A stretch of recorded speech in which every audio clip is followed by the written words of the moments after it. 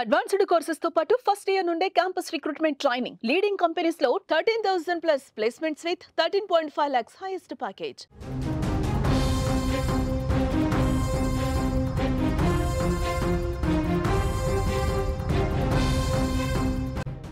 Big breaking news చూస్తున్నాం. BRS MLC Kalvakuntla Kavitha మరోసారి సంచలన కామెంట్స్ చేశారు.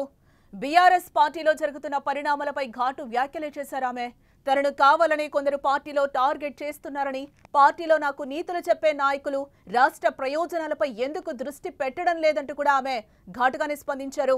కేసీఆర్ కు నోటీసులు వచ్చినప్పుడు బీఆర్ఎస్ ఏం కార్యాచరణ చేపట్టింది అని ఆమె ప్రశ్నించడం కూడా జరిగింది. తను రాసిన లేఖ ఎలా లీక్ అయిందో అడిగితే కొందరు తన మీద సోషల్ మీడియాలో దాడి చేస్తున్నారని, పెయిడ్ ఆర్టిస్టులతో తనపై వ్యక్తిగత దూషణలకు దిగుతున్నారని, తాను ఏం తప్పు చేయలేదని చెప్పారు.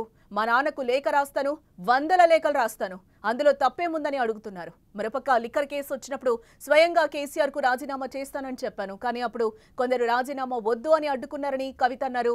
లీక్ వీరులపై చూపిస్తున్న ప్రతాపాన్ని రేవంత్ రెడ్డి మీద చూపించలేరా అంటూ ప్రశ్నించారు ఆమె. దీంతో పాటు పరోక్షంగా కేటీఆర్ ను ఉద్దేశించి కూడా ఆమె మాట్లాడారు.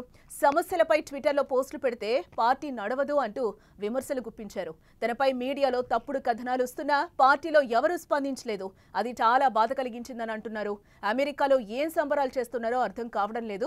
కేసీఆర్ కు నోటీసులు ఇచ్చినా ఇటువంటి పరిస్థితుల్లో అమెరికాలో సంబరాలు అవసరమా అని ఆమె నిలదీయడం జరిగింది. ఇటు మరోపక్క గతంలో జరిగిన కొన్ని కీలక పరిణామాలను కూడా కవిత ప్రస్తావించడం జరిగింది. తాను ఎంపీగా పోటీ చేసిన సమయంలో పార్టీలోనే కొందరు కుట్రపూరితంగా తనను ఓడించారని సంచలన ఆరోపణలు చేశారు. కేసీఆర్ నాయకత్వంపై తనకు పూర్తి నమ్మకం ఉందని కవిత స్పష్టం చేశారు. కేసీఆర్ మాత్రమే తనకు పార్టీ నాయకుడని, పార్టీలో మరో నాయకుడంటే సహించేది లేదని అన్నారు. బీఆర్ఎస్ ను బీజేపీలో కలపాలని కొంతమంది చూస్తున్నారని కూడా కవిత ఆరోపించడం జరిగింది. బీజేపీలో విలీనం చేయొద్దని తాను జైల్లో ఉన్నప్పుడే చెప్పానని ఆమె తెలిపారు. తన లేఖను ఎవరు బయట పెట్టారో చెప్పమంటే తనపై దాడి చేస్తున్నారని కూడా ఈ సందర్భంగా కవిత ఆగ్రహం వ్యక్తం చేశారు. ఇదే అంశానికి సంబంధించి విశ్లేషిద్దాం. ఈ అంశం మీద మాట్లాడడానికి మనతో పాటు మా న్యూస్ ఎడిటర్ తిరుమల్ లైవ్ లో సిద్ధంగా ఉన్నారు, మాట్లాడదాం. తిరుమల్, ఎమ్మెల్సీ కవిత మరోసారి సంచలన వ్యాఖ్యలు చేశారు. కేటీఆర్ టార్గెట్ గానీ ఈ వ్యాఖ్యలు చేశారని మనం చూడొచ్చు అంటారా? ఏంటి దీనికి సంబంధించి?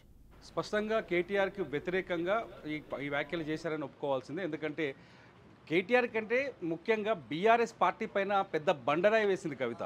ఏంటంటే చాలా స్పష్టంగా బీజేపీలో బీఆర్ఎస్ని విలీనం చేయడానికి ప్రయత్నం జరిగింది అని. గతంలో చాలాసార్లు బీఆర్ఎస్ త్వరలో బీజేపీలో కలవబోతుంది, లేకపోతే బీజేపీకి బీఆర్ఎస్ బీ టీమ్గా పనిచేస్తుంది. ఎలక్షన్స్కి ముందుగా ఇటువంటి చర్చ చాలా భారీ ఎత్తున జరిగింది. ఎన్నికలకు ముందు బీజేపీ ఏం చెప్తే, ఏ కండిషన్ చెప్తే ఆ కండిషన్స్కి బీఆర్ఎస్ తలొగ్గింది. అందుకనే కాళేశ్వరం లాంటి పెద్ద పెద్ద ప్రాజెక్టు పైన అనేక అవినీతి ఆరోపణలు వచ్చినప్పటికీ కూడా బీజేపీ పట్టించుకోలేదు. ఇటువంటి ఆరోపణలు అనేకం వచ్చాయి. ఈ అన్నింటికీ ఇప్పుడు నిజం చేస్తూ కవిత చేసిన వ్యాఖ్యలు వీటన్నింటినీ నిజం చేసినట్టయింది. ఎందుకంటే బీజేపీకి లొంగిపోయి బీఆర్ఎస్ పనిచేసింది అనే భావన వచ్చింది వాళ్ళ కవిత చేసిన వ్యాఖ్యలు. ఎందుకంటే చాలా స్పష్టంగా ఆమె చెప్పారు, నేను జైల్లో ఉన్నప్పుడు, కవిత జైల్లో ఉన్నప్పుడు బీఆర్ఎస్ని బీజేపీలో విలీనం చేయడానికి ప్రతిపాదన వచ్చింది. నా దగ్గరకు వచ్చినప్పుడు నేను ఆ ప్రతిపాదన వ్యతిరేకించాను. బీఆర్ఎస్గానే ఉంటూ, ఒంటరిగానే ఉంటూ పోరాటం చేద్దామని చెప్పాను అని చాలా స్పష్టంగా కవిత చెప్పారు. అంటే ఒక విషయం ఇక్కడ చాలా స్పష్టంగా అర్థమైంది. అప్పట్లో చాలా రకరకాల ఆరోపణలు వచ్చాయి. కవితని జైల్లో పెట్టడం వెనుక బీజేపీ పాత్ర ఉందని, లేకపోతే లిక్కర్ స్కామ్ విషయంలో కావాలని బీఆర్ఎస్ని టార్గెట్ చేశారని, ఈ బీఆర్ఎస్ని విలీనం చేస్తేనే కవితకు బెయిల్ ఇప్పిస్తామని రకరకాల ఊహాగానాలు వచ్చాయి. ఆ ఊహాగానాలన్నింటినీ ఇప్పుడు నిజం చేసినట్టయింది. ఆ ఊహాగానాల్ని నిజం చేసినట్టయింది కవిత వ్యాఖ్యలతో. దీంతో ఒక్కసారిగా నిజంగానే చెప్పాలి అంటే బీఆర్ఎస్ పైన ఒక పెద్ద బండరాయిని లేపి ఎత్తేసింది కవిత. ఇక్కడ చాలా విషయాలు మాట్లాడుతూ వచ్చింది కవిత. ఏదైతే లెటర్ ఉందో, కేసీఆర్కి తను రాసిన లేఖ లీక్ అయింది, ఎలా లీక్ అయింది అనే ప్రశ్నకి ఇంతవరకు తనకు సమాధానం రాలేదు అని చెప్పేసి కవిత ఇవాళ చిట్చాట్లో కూడా చాలా స్పష్టంగా చెప్పింది. లేఖను లీక్ చేసిన లీక్ వీరు లెవెల్లో బయట పెట్టాలని చెప్పేసి కవిత డిమాండ్ చేస్తుంది. నిజానికి బీఆర్ఎస్ శ్రేణులు కావచ్చు, బీఆర్ఎస్ నుంచి అందుతున్న కొంత సమాచారం కావచ్చు, చాలా స్పష్టంగా చెప్తున్నారు, లేఖను లీక్ చేయడం వెనుక కూడా కవిత పాత్రే ఉంది అని మేము అనుమానిస్తున్నామని బీఆర్ఎస్ చెప్తున్నారు. విచిత్రమైన విషయం ఏంటంటే ఇక్కడ లేఖని లీక్ చేసింది ఎవరు అనేది ఇప్పుడు అతిపెద్ద ప్రశ్నగా మారుతుంది. కేసీఆర్కి నేను అనేక లేఖలు రాశాను, 100 లేఖలు రాశాను. కేసీఆర్కి రాసిన లేఖలు ఆయన చదువుతారు, చదివిన తర్వాత వాటిని చించేస్తారని చెప్పేసి కవిత చెప్తూ వస్తుంది. కానీ ఇక్కడ కవిత ఈసారి ప్రశ్నిస్తుందంటే కేసీఆర్ లేఖను చింపలేదు, ఆ లేఖ బయటకు వచ్చింది అనేది కవిత ఆరోపణ. కానీ బీఆర్ఎస్ ఏం చెప్తుంది, అసలు లేఖ అనేది బయటకు వచ్చింది బీఆర్ఎస్ నుంచి కాదు అని చెప్తుంది. దీంతో లేఖ పైన కూడా ఒక వివాదం కొనసాగుతుందని చెప్పాలి. ఇకపోతే రెండో అతిపెద్ద ఆరోపణ ఏంటంటే పార్టీ పైన ఇక్కడ ఎంపీగా తాను పోటీ చేసినప్పుడు సొంత పార్టీ నేతలే తనను ఓడించారు అని. ఎవరు ఓడిస్తారు? సాధారణంగా ఎలక్షన్స్కు ముందు కేటీఆర్ పార్టీకి వర్కింగ్ ప్రెసిడెంట్గా ఉన్నారు. ఇవాళ కవిత కూడా చాలా స్పష్టంగా చెప్పింది, నేను ఎవరి నాయకత్వంలో పనిచేయను, కేవలం కేసీఆర్ నాయకత్వంలో పనిచేస్తాను, కేసీఆరే నా నాయకుడు అని చెప్పింది. అంటే కేటీఆర్ వర్కింగ్ ప్రెసిడెంట్గా ఉన్నా లేకపోతే రేపు పొద్దున పార్టీ అధ్యక్ష బాధ్యతలు పూర్తి స్థాయిలో అప్పగించినా నేను కేటీఆర్ పరిధిలో పనిచేయడానికి సిద్ధంగా లేను అంటే తాను పూర్తి స్థాయిలో కవిత కేటీఆర్ని వ్యతిరేకిస్తుంది అనేది ఇక్కడ చాలా స్పష్టంగా అర్థమవుతుంది. అంటే నేను మాట్లాడితే కేసీఆర్తోనే మాట్లాడతాను, కేటీఆర్తో మాట్లాడాల్సిన అవసరం లేదని చాలా స్పష్టంగా కేటీఆర్కి నాకు మధ్య వివాదం ఉంది, కేటీఆర్కి అధ్యక్ష బాధ్యతలు కానీ పార్టీ బాధ్యతలు కానీ అప్పచెప్పడం నాకు ఇష్టం లేదు అని చాలా స్పష్టంగా కవిత తన విమర్శల్లో ఇలా చాలా స్పష్టంగా చెప్పింది. మూడో విషయం వచ్చేస్తే నన్ను పార్టీ నుంచి బయటకు పంపేస్తారా అంటే గత 2-3 రోజులుగా కవిత చుట్టూ చాలా అనేక వార్తలు తెరపైకి వస్తున్నాయి. ఫస్ట్ కేసీఆర్ దిగొచ్చారని, ఆమెతో రాయబారం నేర్పారని, ఇద్దరు కీలక నాయకులు దివాకర్ రావు అట్లాగే గండ్ర మోహన్ రావుని పంపించి బుజ్జగింపు చర్యలు చేపట్టారని ఒక చర్చ జరిగింది. దాని పేపర్లో ఆ వార్త వచ్చింది. ప్రధానంగా ఒక పత్రిక ఈ వార్త కవితకు సంబంధించిన వార్తని కంటిన్యూగా బ్యానర్ వేస్తుంది. కవిత కూడా ఆ వార్తని తన ట్విట్టర్లో ఫేక్ న్యూస్ అని, తప్పుడు న్యూస్ అని, ఇది జర్నలిజమా శాడిజమా అంటూ కొన్ని విమర్శలు చేస్తూ ట్వీట్ కూడా చేస్తున్నారు కవిత. అయితే ఈ వార్తల్ని నేనే ఖండిస్తున్నాను. పార్టీలో మీ కార్యకర్త పైన, మీ పార్టీకి సంబంధించిన ఎమ్మెల్సీ పైన ఇంత ఘాటైన విమర్శలు వస్తున్నప్పుడు పార్టీ నుంచి ఒక్క నాయకుడు కూడా ఎందుకు స్పందించట్లేదు అని ప్రశ్నిస్తుంది కవిత. అంటే కేటీఆర్ కానీ లేకపోతే ఇప్పుడు వర్కింగ్ ప్రెసిడెంట్ కేటీఆర్ ఉన్నారు, ఆయన దీనిపైన స్పందించాల్సిన అవసరం ఉంది అనేది చాలా స్పష్టంగా చెప్తున్నారు కవిత. ఇదంటే చూస్తుంటే ఇవాళ చాలా స్పష్టంగా చెప్తున్నారు, నిన్ననేమో కాంగ్రెస్తో రాయబారాన్ని నడిపింది కవిత, పార్టీలో చేయడానికి తను సిద్ధంగా ఉంది, అధిష్టానం ఓకే అన్నప్పటికీ, ఢిల్లీలో ఉన్న అధిష్టానంతో టచ్లో ఉంది, అధిష్టానం ఓకే అన్నప్పటికీ రాష్ట్ర స్థాయి నాయకత్వం కవితను వ్యతిరేకించారు, అందుకోసమని కాస్త పెండింగ్లో ఉంది, అధిష్టానం మాత్రం సుముఖంగా ఉందని నిన్నటి అప్డేట్ ఉంటే ఇవాళ ఏకంగా 6 ఎమ్మెల్యేలను తీసుకొస్తాను, నాకు మంత్రి పదవి ఇస్తారని కాంగ్రెస్ పార్టీకి కవిత ఆఫర్ ఇచ్చిందని ఇంకొక వార్త వచ్చింది. ఇవన్నీ చూస్తుంటే ఈ వార్తలపైన గతంలో బీఆర్ఎస్ బీజేపీలో విలీనమవుతుందని పత్రికలు కానీ కొన్ని డిజిటల్ మీడియా సంస్థలు ఛానల్స్ కానీ కొన్ని ఎనాలిసిస్ కొంత వార్తల్ని బయటికి తీసుకొచ్చినప్పటికీ ఆ సమయంలో పూర్తి స్థాయిలో పార్టీ అడ్డుపడింది, ఖండించింది. కానీ ఇప్పుడు కవిత పైన ఇటువంటి ఆరోపణలు వచ్చినప్పుడు పార్టీ స్పందించట్లేదు ఎందుకు అనేది కవిత చేస్తున్న ప్రధానమైన ఆరోపణ. అంటే కావాలని నన్ను పార్టీకి దూరం చేస్తున్నారు, కుటుంబం నుంచి నన్ను దూరం చేస్తున్నారు, పార్టీలో నన్ను తొక్కి పడేస్తున్నారని చాలా స్పష్టంగా చెప్తున్నారు కవిత. తొక్కేది ఎవరో కాదు, ఖచ్చితంగా కేటీఆర్ తొక్కుతున్నారు అనే విషయాన్ని కూడా అర్థమయ్యేటట్టు చెప్తున్నారు ఆమె. ఎందుకంటే నేను ఎవరి నాయకత్వంలో పనిచేయను, కేవలం కేసీఆర్ నాయకత్వంలో పనిచేస్తానని చెప్పడం వెనక అర్థం ఏంటి? కేటీఆర్ నన్ను అణచివేసేందుకు ప్రయత్నిస్తానని చెప్పి, అందుకనే పెయిడ్ ఆర్టిస్టులను పెట్టి నా పైన అంటే లేక ఎవరు లీక్ చేశారో బయట పెట్టండి రా నాయన అంటే పెయిడ్ ఆర్టిస్టులతో డిజిటల్ మీడియా ఛానల్స్తో సొంత యూట్యూబ్ ఛానల్స్తో నా పైన దాడులు చేయిస్తున్నారు, ఇది ఉద్దేశపూర్వకంగా కేటీఆర్ అండ్ టీం చేయిస్తున్నారని ప్రజలకు అర్థమయ్యేటట్టు ఆమె ఇవాళ తన భావనను వ్యక్తం చేశారు. ఇంకో పాయింట్కి వచ్చేస్తే చాలా స్పష్టంగా కేసీఆర్కి నోటీసులు ఇస్తే మీరు ఏం చేస్తున్నారు, అమెరికాలో పోయి పండగ చేసుకుంటున్నారా అని చాలా స్పష్టంగా విమర్శిస్తున్నారు కవిత. అమెరికాలో ఇప్పుడు డలాస్లో బీఆర్ఎస్ రజతోత్సవ ఉత్సవాలు జరుగుతున్నాయి, దీనికి కేటీఆర్ అటెండ్ అవుతున్నారు. జూన్ 1వ తారీఖు నాడు ఈ ఉత్సవాలు జరుగుతున్నాయి డలాస్కి కేటీఆర్ బయలుదేరి వెళ్తున్నారు. కానీ కేసీఆర్కి ప్రభుత్వం నోటీసులు ఇచ్చింది, కాళేశ్వరం కమిషన్ నోటీసులు ఇచ్చింది. జూన్ 5వ తేదీన కేసీఆర్ ఖచ్చితంగా ఈ విచారణకు హాజరు కావాల్సి ఉంటుంది. కేసీఆర్తో పాటు హరీష్ రావుకి ఇచ్చారు, అట్లాగే ఈటల రాజేందర్ ఆ సమయంలో ఉన్న తెలంగాణ ఆర్థిక శాఖ మంత్రిగా ఉన్నారు, ఈటల రాజేందర్ కూడా నోటీస్ ఇచ్చారు. అయితే కేసీఆర్ ఈ విచారణకు హాజరు కావాలని నిర్ణయించుకున్నారు, ఆల్రెడీ ప్రకటన కూడా బయటకు వచ్చింది దాదాపు. ఎందుకంటే విచారణకు హాజరవుతాను, ఏం జరగలేదు, హాజరవడం వల్ల ఒక భావన ప్రజల్లోకి ఒక పాజిటివ్ ఒపీనియన్ తీసుకెళ్ళొచ్చు పార్టీ తరఫునని కేసీఆర్ నిర్ణయించుకున్నారు. అయితే కేసీఆర్కే నోటీసులు ఇస్తే మీరు నోరు మూసుకొని కూర్చుంటారా? పార్టీ వర్కింగ్ ప్రెసిడెంట్ ఏం చేస్తున్నారు, పార్టీ శ్రేణులు ఏం చేస్తున్నాయి, చిన్న విమర్శ వస్తే ఎదురుదాడి చేయాలి, వాళ్ళు ఆ విమర్శలను తిప్పికొట్టాలి. కానీ నోటీసులు ఇస్తే కూడా సైలెంట్గా ఎందుకుంటున్నారు అంటే కేసీఆర్ని మీరు ముంచే ప్రయత్నం చేస్తున్నారా అనే కోణంలో ఆమె ఇవాళ ప్రశ్నించంటే కేసీఆర్ రాజకీయ వారసులని నేనుంటే పార్టీని బలంగా ముందుకు తీసుకుపోగలను, నేనుంటే పార్టీ నాయకత్వానికి అనుకూలంగా పనిచేస్తాను, కేసీఆర్ నాయకత్వం పట్ల నాకు పూర్తి విశ్వాసం ఉంది, కానీ మిగతా వాళ్ళకి పదవులే ఇష్టం. ఇంకొక మాట కూడా చెప్పింది చాలా స్పష్టంగా కవిత, నేనే పదవి ఆశించలేదు, అడగలేదు అన్నారు కవిత. అంటే పదవులపైన నాకు ఆశ లేదు అంటూనే నేను అత్యున్నత స్థాయి పార్టీలో ఉన్న అత్యున్నత స్థాయి పదవి కోసం ఎదురు చూస్తున్నారనే భావనని వ్యక్తం చేశారు. చాలా స్పష్టంగా మొదటి నుంచి కవిత చెప్తున్నారు, పార్టీలో అట్లాగే రేపు పొద్దున ప్రభుత్వం పార్టీ అధికారంలోకి వస్తే ప్రభుత్వంలో నా పొజిషన్ ఏంటో చెప్పాలి అని కేసీఆర్కి మొదటి నుంచి తమ డిమాండ్లు వినిపిస్తున్నట్టుగా తెలుస్తోంది. కవిత పార్టీలో సముచిత స్థానం కావాలని కోరుతున్నట్టుగా తెలుస్తుంది. అందుకనే పార్టీకి సంబంధం లేకుండా ఇవాళ ఇంకో మాట కూడా చెప్పారు.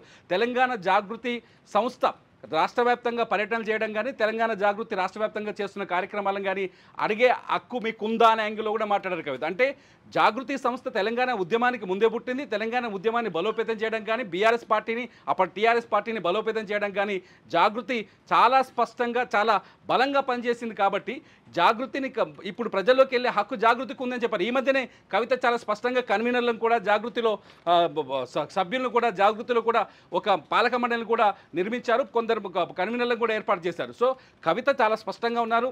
బీఆర్ఎస్ పార్టీలో కేటీఆర్ నాయకత్వాన్ని నేను సమర్థించను. సింపుల్గా బాటం లైన్ చెప్పాలంటే నాకు కేటీఆర్ నాయకత్వం అక్కర్లేదు. నేను కేటీఆర్ నాయకత్వంలో పనిచేయను. పార్టీలో నాకు నేనే నాయకురాలుగా ఉంటాను. నాకు అవకాశం ఇవ్వండి అని చెప్తాను. తిరుమల ఒకటి ఇక్కడ ఏంటంటే కేసీఆరే నాకు నాయకుడు అని చెప్పి కూడా ఆవిడ క్లియర్ గా చెప్పింది. డైరెక్ట్ గానే ఈ రోజు కేటీఆర్ ని ఒక కార్నర్ చేసి మాట్లాడిన పరిస్థితి అయితే కనిపిస్తుంది. ఈ రోజు ఆమె మనసులో ఏమున్నాయో ఆ మాటలన్నీ కూడా మీడియా ముఖంగా ఈ రోజు బయటపడిపోయిన పరిస్థితి కూడా కనిపిస్తుంది. దీంతో పాటుగా ఆవిడ ఒక సంచలన ఆరోపణ కూడా చేశారు. టార్గెట్ చేస్తూ కూడా కేటీఆర్ ని బీజేపీలో కలపాలని చూస్తున్నారు అనే మాట కూడా ఆవిడ మాట్లాడారు. దీన్ని ఎంతవరకు మనం తీసుకోవాలంటారు? మీరేం చెప్తారు? ఇప్పుడు కలపాలని కాదు, బీజేపీలో కలపాలనే ప్రయత్నం గతంలో జరిగిందనే చర్చ జరిగింది. రాజకీయ విశ్లేషకులు కావచ్చు, గతంలో వచ్చిన అనేక కథనాలు కావచ్చు, లేకపోతే బీఆర్ఎస్కి బీజేపీ మధ్య ఉన్న వ్యవహారాల్లో స్పందించిన తీరు కావచ్చు, వీటన్నింటిని చూస్తే గతంలో ఒక మీడియా సంస్థ చాలా స్పష్టంగా చెప్పింది. కవిత జైల్లో ఉన్నప్పుడు కేటీఆర్ కావచ్చు, హరీష్ కావచ్చు ఢిల్లీకి వెళ్ళారు. కవితను పరామర్శించిన తర్వాత అక్కడ బీజేపీ నాయకులతో, కేంద్ర ప్రభుత్వ పెద్దలతో సమావేశమయ్యారు. ఈ సమావేశానికి ప్రధాన కారణం బీఆర్ఎస్ని బీజేపీలో విలీనం చేయటమే అని అప్పట్లో కొంత మీడియా కథనాలు కూడా వచ్చాయి. అప్పుడు బీఆర్ఎస్ చాలా తీవ్ర స్థాయిలో ఖండించింది. ఎన్నికలకు ముందు ఇది తీవ్రమైన ఎఫెక్ట్ మాకు అని తీవ్ర స్థాయిలో ఖండించింది. కానీ ఆ ఖండన ఎప్పుడైతే ఈ బీఆర్ఎస్ బీజేపీలో విలీనం అవుతుందనే ప్రచారం జరిగిందో ఆ సీన్నే ఇవాళ రిపీట్ చేసి చెప్పారు కవిత. ఆ టైంలో నేను జైల్లో ఉన్నాను. జైల్లో ఉన్నప్పుడు బీఆర్ఎస్ని బీజేపీలో విలీనం చేయాలనే ప్రతిపాదన వచ్చింది. ప్రతిపాదనను నేను వ్యతిరేకించానని చెప్పారు. ఇదంతా చూస్తుంటే చాలా స్పష్టంగా కవిత చాలా స్పష్టంగా పార్టీ పైన ఒక పెద్ద గుదిబండను తీసుకొచ్చేసింది. ఈ గుదిబండ నుంచి ఇప్పుడు కోలుకోవాల్సిన అవసరం అయితే బీఆర్ఎస్కి ఉంది. ఇప్పటిదాకా బీఆర్ఎస్ చాలా స్పష్టంగా మౌనంగా ఉంది. కేసీఆర్ కూడా ఇంతవరకు స్పందించలేదు కవిత వ్యాఖ్యలపైన. ఒకవేళ కేటీఆర్ స్పందించినా కూడా చాలా తెలివిగా స్పందించారు. కేటీఆర్ కూడా ఏమన్నారంటే పార్టీలో ఏమైనా విషయాలు ఉంటే అంతర్గతంగా చర్చించుకోవాలి తప్ప ప్రజల్లోకి కానీ ఇలా బహిర్గతంగా మాట్లాడాల్సిన అవసరం లేదు అన్నారంటే కవితతో కేటీఆర్కి పూర్తిగా మాట్లాడుకుంటున్న సందర్భాలు కూడా లేవని, కనీసం ఫేస్ టు ఫేస్ కూడా ఒకరికొకరు చూసుకోవట్లేదు, ఫోన్లో కూడా మాట్లాడుకోవట్లేదు అనే విషయం అర్థమవుతోంది. చాలా స్పష్టంగా ఇద్దరి మధ్య ఒక పెద్ద గొయ్యి ఏర్పడింది. ఆ గొయ్యిని పూడ్చే పరిస్థితి ఇప్పుడు ఉందో లేదో తెలియదు, కానీ ఇద్దరి మధ్య పెద్ద గొయ్యి ఏర్పడింది అనే విషయం అర్థమవుతుంది. సో కవిత చాలా స్పష్టంగా కేటీఆర్తో మాట్లాడలేదు, కుటుంబానికి దూరంగా ఉంది. కవిత కేసీఆర్ని కలవడానికి అవకాశం దొరకట్లేదు. కవిత కేసీఆర్ని కలిసినా కేసీఆర్ కవితతో మాట్లాడతారా లేదని తెలియదు. ఫామ్ హౌస్లోకి కవితకి ఎంట్రీ లేదనే ప్రచారం జరిగింది. ఇవన్నీ చూస్తుంటే ఖచ్చితంగా కవిత ఏదో కఠినమైన నిర్ణయం తీసుకునే అవకాశాలు ఉన్నట్టుగా కనిపిస్తుంది. ఎందుకంటే పార్టీలో ఇంతవరకు కవిత అంశంపై ఎవరూ మాట్లాడతలేరు, మౌనంగా ఉన్నారు. కానీ ఇప్పుడు సిచ్యువేషన్ కవిత ఇప్పుడు తాజాగా చేసిన ఆరోపణలు కావచ్చు, తాజాగా వేసిన ప్రశ్నలు కావచ్చు, ఈ ప్రశ్నలకి పార్టీ నుంచి సమాధానాలు చెప్పాల్సిన అవసరం అయితే ఏర్పడుతుంది. లేకపోతే ప్రతిపక్షాలకి చేతులకి అస్త్రాలు ఇచ్చినట్టు అవుతుంది. ప్రతిపక్షాలు ఇవాళ నుంచి బీఆర్ఎస్ని గట్టిగా టార్గెట్ చేసే అవకాశం ఉంటుంది. కవిత మీ పార్టీలోనే తిరుగుబాటు ఉందని ఖచ్చితంగా బీఆర్ఎస్ని ఇరకాటం పెట్టే అవకాశం ఉంది. ఇటు ప్రధాన పక్షం కూడా ఈ అవకాశం కోసం ఎదురు చూస్తున్నారు. ప్రభుత్వంలో ఉన్న అధికార పక్షం కూడా ఈ అవకాశం కోసం ఎదురు చూస్తుంది. ఇదంతా చూస్తుంటే ఖచ్చితంగా బీఆర్ఎస్లో అయితే ముసలం భారీ ఎత్తుగానే ఉంది. ఈ ముసలం సద్దు మనుగుతుందా, కవితని బుజ్జగిస్తారా, లేకపోతే కవిత ఏదైనా కఠిన నిర్ణయం తీసుకుంటా అనేది తెలిసిపోతుంది. జూన్ 2వ తారీఖు నాడు ఎస్ అంటే ఇంటర్నల్ కమ్యూనికేషన్స్ కోసం మాత్రమే నేను లెటర్ రాశాను, ఇప్పుడు కాదు గతంలో కూడా లెటర్స్ రాస్తూనే వచ్చాను. ఈ రోజు మాత్రం ఎందుకు బయటకు వచ్చిందా, లీకు వీరులు ఎవరు, గ్రీకు వీరుల్లా నా మీద ఫైర్ అవుతున్నారు, మళ్ళీ తర్వాత కేసీఆర్ అందరూ కూడా దెయ్యాల్లాగా ఉన్నారు, పార్టీని కూల్చే ప్రయత్నాలు చేస్తున్నారని కూడా ఆమె స్ట్రైట్ ఫార్వర్డ్గా మాట్లాడిన పరిస్థితి కనిపిస్తుంది. మీరన్నట్టు ఈ రోజు ఈమె మాట్లాడిన సంచలన మాటలకి సంబంధించి పార్టీ సైడ్ నుంచి ఎవరైనా స్పందించే అవకాశాలు కనిపిస్తున్నాయని అని అంటారా? స్పందించాల్సిన అవసరం అయితే ఏర్పడిన దానికి పార్టీ ఎలా స్పందిస్తుంది, బీఆర్ఎస్ ఎలా స్పందిస్తుందని ఇప్పుడు అతిపెద్ద క్వశ్చన్గా మారింది, $1 మిలియన్ ప్రశ్నగా మారింది. మొత్తానికైతే కవిత ఒకటి కవిత స్ట్రాంగ్ డెసిషన్ తీసుకోబోతున్నారు. ఆ స్ట్రాంగ్ డెసిషన్ ఎలా ఉంటుంది? కాంగ్రెస్లో చేరతారా, లేకపోతే బీజేపీలో చేరతారా? ఈ రెండు పార్టీలు అయితే ప్రస్తుతానికి ఆమె విమర్శిస్తున్నారు. లేకపోతే కొత్త పార్టీ పెడతారు. కొత్త పార్టీ పెడతారా? ఎందుకంటే కాంగ్రెస్ లో చేరే పరిస్థితి వస్తే కనుక రేవంత్ రెడ్డి మీద నీళ్ల కోసం కానీ ఇంకా దేనికోసమైనా కూడా ఇక్కడ నా మీద విమర్శలు చేసే బదులు, నా మీద గ్రీకు వీరుల మీద పడే బదులు రేవంత్ రెడ్డిని క్వశ్చన్ చేయొచ్చు కదా అని కూడా ఆమె మాట్లాడిన పరిస్థితి కనిపిస్తుంది కదా మీడియా ఎదుట. చూడాలి జానకి, ఎందుకంటే కవిత ఏ డెసిషన్ తీసుకుంటుంది, పార్టీ ఎలా స్పందిస్తుంది అనేది ఇప్పుడు చాలా ఇంపార్టెంట్ థింగ్. చూద్దాం కవిత ఎలా స్పందిస్తుందో. ఆమె ఇంకా అంటే బీఆర్ఎస్ పార్టీ స్పందించిన దాన్ని బట్టి ఆ తర్వాత తెలుస్తుంది. కవిత అయితే మొత్తానికి అయితే బయట ప్రచారం జరుగుతుంది. జూన్ 2వ తారీఖున కవిత తన పార్టీ పేరును ప్రకటిస్తారు. దానికి ముందే ఈ పరిణామాలను చూస్తుంటే అటువంటి సిచ్యువేషన్ ఉందా లేదా కూడా కొంత ఆశ్చర్యంగా ఆసక్తికరంగా కనిపిస్తుంది. చూడాలి, బీఆర్ఎస్లో ఇటువంటి పరిస్థితి వస్తుందని ఎవరు అంచనా వేయలేదు. ఎందుకంటే ఒక క్రమశిక్షణ కలిగిన పార్టీ, కేసీఆర్ నిర్ణయం, కేసీఆర్ మాట దాటి ఎవరు బయటికి రారు. ఏకంగా కేసీఆర్ కూతురే ఇవాళ కేసీఆర్ మాటని గీతని దాటి బయటికి రావడంతో పెద్ద దేశవ్యాప్తంగా కూడా ఈ చర్చ బలపడుతుంది. చూడాలి కవిత ఎటువంటి డెసిషన్ తీసుకుంటుందో. Right Tirumala, thanks for the update. Yes, మనం చూస్తున్నాం మొత్తంగా సపరేట్గా కవిత పార్టీ పెట్టబోతున్నారా, బీఆర్ఎస్తో తెగదెంపులు చేసుకోబోతున్నారా ఏమో తెలీదు. చూడాల్సిన అవసరం ఎంతైనా ఉంది. 2వ తారీఖు అయితే, జూన్ 2వ తారీఖున దీనికి సంబంధించి అయితే క్లారిటీ వచ్చే అవకాశాలు అయితే కనిపిస్తున్నాయి. ఈ రోజు మీడియా ఎదుట ఆమె చేసిన కామెంట్స్ అయితే ఇప్పుడు ఆసక్తికరంగా మారాయని చెప్పుకోవచ్చు. డైరెక్ట్గా కేటీఆర్ని టార్గెట్ చేస్తూనే ఆమె కొన్ని సంచలన వ్యాఖ్యలు చేశారు. గ్రీకు వీరుల్లా నా మీద పడుతున్నారు, లీకు వీరులు ఎవరు అనేది నాకు చెప్పాలి. ఆమె ప్రధానంగా డిమాండ్ చేసేది కూడా ఒకటే అంశం, ఎవరు పార్టీ సైడ్ నుంచి ఆ లెటర్ ఏదైతే ఉందో కేసీఆర్కి రాసిన లెటర్ ఎవరు లీక్ చేశారో చెప్పాల్సిన అవసరం ఎంతైనా ఉంది. దీనికోసం నేను డిమాండ్ చేస్తున్నానని కూడా ఆమె ఈరోజు మీడియా ముఖంగా మాట్లాడిన పరిస్థితి కనిపిస్తుంది. నాకు కేసీఆర్ ఒక్కడే నాయకుడు, ఇక్కడ ఎవరు నాకు నాయకుడు కాదు అని కూడా ఆమె క్లియర్గా చెప్పడం జరిగింది.